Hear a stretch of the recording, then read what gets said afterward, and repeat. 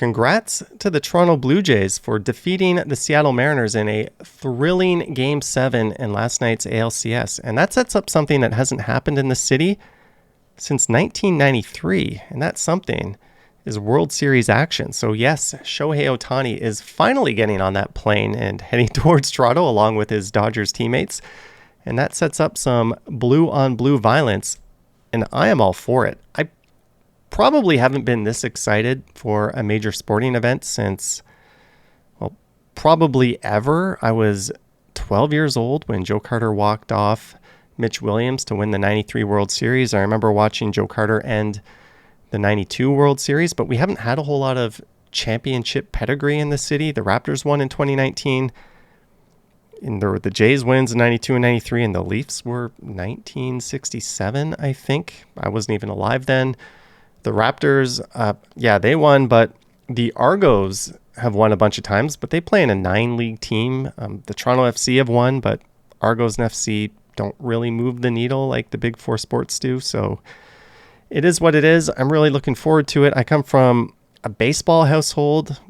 We went to a ton of games at Exhibition Stadium growing up. I remember watching Roberto Kelly break up a Dave Stieb perfect game in the top of the ninth. I remember going to the first series at the Sky Dome.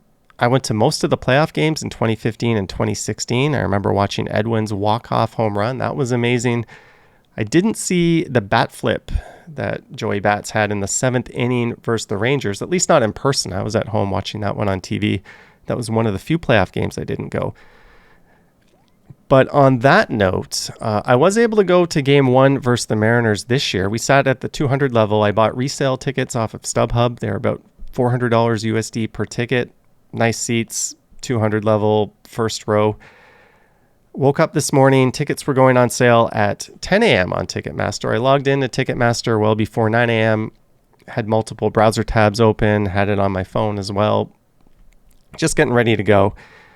And by the time I got my position in the queue, I was over 60,000, which meant I had no chance of getting tickets. I know people that logged in well after me that were much lower in the queue. One person was 12,000 and something. I know someone who logged in before me who was 86,000th, if that makes sense. So yeah, it was just absolutely unfair and totally fucking nuts trying to get tickets this morning. Obviously, there was huge demand, but what a lot of people suspect Ticketmaster does is they prioritize people who have resold tickets on their platform before. That way they get to double dip and make money just selling the same tickets over and over again, a totally sleazy practice. And by the time me or anyone I know got to the front of the queue, all that were available were resale tickets. Like we're talking sitting in the 500 level for over $1,000 a seat, just absolutely bonkers prices. So fuck you to Ticketmaster for having a rigged system that makes it impossible for just a fan who wants to buy a ticket at face value to even do so. And fuck you to anyone running bots or just buying tickets with the sole purpose of reselling them. Yeah, that's not what it's supposed to be about. Like, just fuck all of that. But mostly fuck Ticketmaster for even allowing that to happen. It's truly sleazy. But the good news is the World Series is still taking place on Friday, and I'll probably have to watch it on the OLED over there, so it's not the end of the world. I'm really looking forward to it, and I'll get into my prediction in a moment. The Dodgers are a pretty stacked team. They're very solid 1 through 9. They've got that Canadian Freddie Freeman on them, another Canadian just like Naylor in the last series who might kill us. They've got a very deep and very solid starting rotation. They've got a lockdown closer. Really no weaknesses. Their bats can go cold and stay cold at times, so that's really going to be what we have to take advantage of. The Jays, they're solid 1 through 9. They just put the ball in play. They play sparkling defense. They rarely strike out. They've got a pretty shaky pen. They've got a decent starting rotation, nowhere near on the level that the Dodgers have.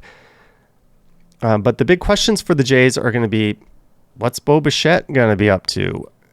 If he's back, can he field? Probably not. Then what do you do with Springer? Do you put him in the outfield? You've got a handful of outfielders who are much, much better suited to roaming the outfield than Springer. So you're going to have that problem. Plus, Bichette, he hasn't played in a very long time. Is he even going to be up to speed? Is he going to be able to just hit 300 like we need him to? So there's a lot of questions there.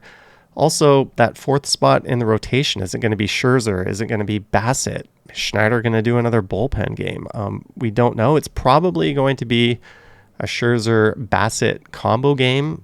You go with one, and if the wheels start to come off, you immediately put in the other. That's my thought. But again, there's all sorts of fascinating possibilities with the Blue Jays. I think they're definitely the biggest X factor in this series. We kind of know what we're getting with the Dodgers, and that's an absolute juggernaut. So being a Toronto fan, seeing that I'll be watching this with blue tinted rose glasses, if that even makes sense. And it really doesn't make sense since the Dodgers their color is blue as well. I'm going to say this. I think the Jays absolutely take a few games early on. They're able to put up a crooked number and just put them away. But I think the Dodgers are going to do the same. They're going to knock out a few starters early in the game. The Jays bullpen is just going to be no match, and they're going to get blown away. So I think we're going to see the first 4 games are going to be similar to versus the Mariners. We're just going to see some blowouts going both ways. But I think the Jays are playing well enough. They're going to be able to stretch it out to 7 games. And being that I love the underdog and I'm a huge homer, I'm going to call the Jays winning in 7. That 7th game will be an absolute nail biter. If you think last night was stressful, just wait until this game 7. So that's my prediction. Jays in 7. Series MVP, I didn't think about this ahead of time, but I'm going to say Ernie Clement. He's been playing out of his mind this series. And yeah, everyone's going to be looking at Vladdy. They're going to be looking at Springer.